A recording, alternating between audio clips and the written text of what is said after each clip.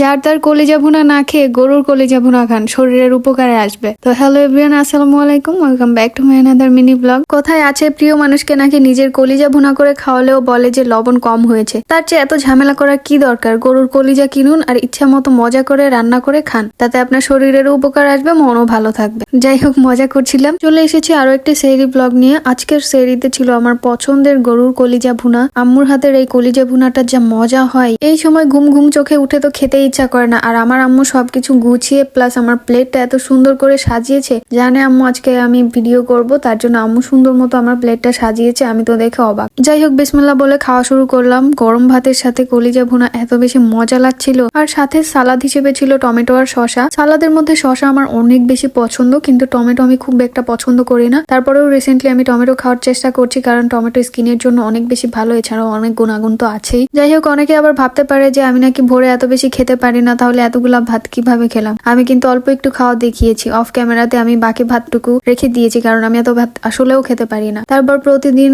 এরকম সেহরিতে আমরা সবাই 1 কাপ করে দুধ খাই। তারপর অজু করে ওয়েট করতে করতে আজান দিয়ে দিল, নামাজ পড়লাম। তো এই ছিল আমার সেহরি ব্লগ। সবাই ভালো থাকবেন, সুস্থ থাকবেন, আল্লাহ হাফেজ।